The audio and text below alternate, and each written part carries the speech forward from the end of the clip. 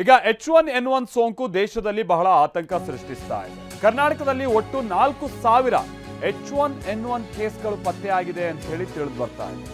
4,000 ಕೇಸಸ್ಗಳು, ಇದೇನು ಸಣ್ಣ ಸಂಖ್ಯೆ ಅಲ್ಲ.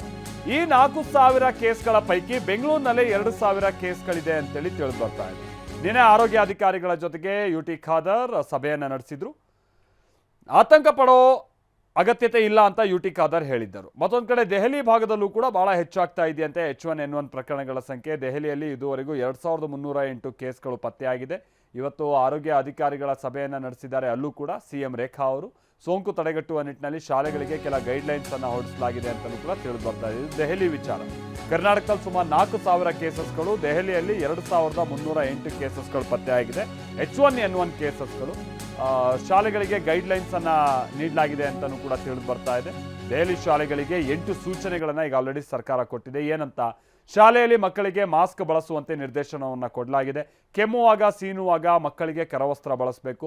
ಊಟಕ್ಕೂ ಮುನ್ನ ಮಕ್ಕಳು ಸರಿಯಾದಂಥ ರೀತಿಯಲ್ಲಿ ಕೈ ತೊಳಿಬೇಕು. ಉಸಿರಾಟದ ಸಮಸ್ಯೆ ಇರುವ ವ್ಯಕ್ತಿಗಳಿಂದ ಅವರು ಅಂತರವನ್ನು ಕಾಯ್ದುಕೊಳ್ಬೇಕು.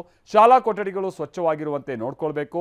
ಜ್ವರ, ಕೆಮ್ಮು, ನೆಗಡಿ ಇರುವಂಥ ಮಕ್ಕಳಿಗೆ ರಜೆ ಕೊಡಬೇಕು ಅನ್ನೋ ಸೂಚನೆಯನ್ನು ನೀಡಲಾಗಿದೆ.